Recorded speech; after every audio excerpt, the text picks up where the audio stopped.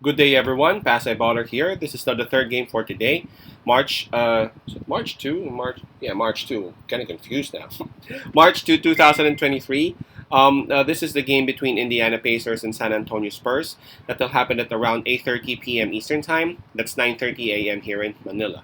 I'm just inviting everyone who have not subscribed yet to our YouTube account or YouTube channel, Pasay Baller. Please click on the subscribe button below. At the same time, hit on that bell logo.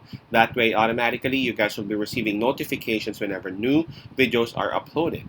By the way, the spread that is given here is minus 4.5. Is that right? Yep.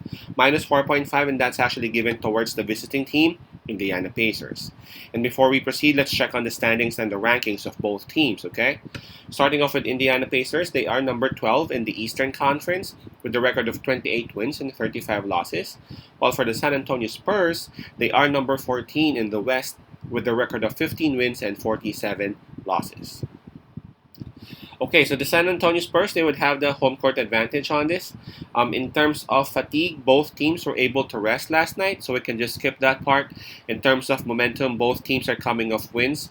But Indiana Pacers, approaching this game, they are on back-to-back wins, so they're starting to gain more momentum as compared to San Antonio. Now, if we will take a look at the form of both teams, Indiana, they have won 4 times out of their last 10 games, while the Spurs, they have only won once out of their last 10. So obviously, the Pacers really got the advantage in terms of both the form and momentum. Now let's take a look at the availability of the players and the health of both teams. For Indiana Pacers, Kendall Brown is out for the rest of the season, while Tyrese Halliburton, he is actually listed as questionable for this game. So again, two players might not. Brown is confirmed out. He is out for the rest of the season, but for Halliburton, we ain't sure yet. But the likelihood of him, suiting up and playing, would be not that high. Now for San Antonio Spurs, wow, the list is long. Let's check on those who are confirmed out first, and those would be Roby and Langford. And then we have Malachi, Keldon Johnson, Trey Jones, all listed as questionable. And we have Devin Vassell listed as probable for the Spurs. So obviously, the Spurs, they are, hey, you know what? I missed on Kem Birch. Kem Birch is actually confirmed out for the Spurs. So they got 3 players confirmed out, 3 players listed as questionable, and then there's just one that's a Vassell listed as probable. So obviously, San Antonio Spurs, they are the more banged up team, and so Indiana Pacers would have the advantage in terms of health.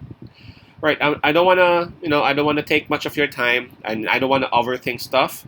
Just because San Antonio Spurs won their last game, I'm not still gonna side with them. You know what I'm saying?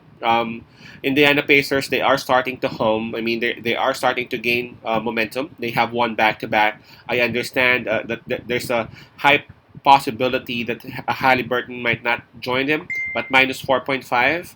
Plus, they got other players scoring well. Their bigs are actually clicking. I like the combination of Turner and Theis. And again, San Antonio Spurs, they are just banged up. I know they are at home, but I just don't think that there's much excitement towards the San Antonio community and all that. They would still get the love and support, but I just feel like Indiana Pacers need this more, and so Indiana Pacers would take this one away. My pick would be Indiana minus 4.5. Again, that's Pacers minus 4.5. Peace out, Pasay love, and God bless.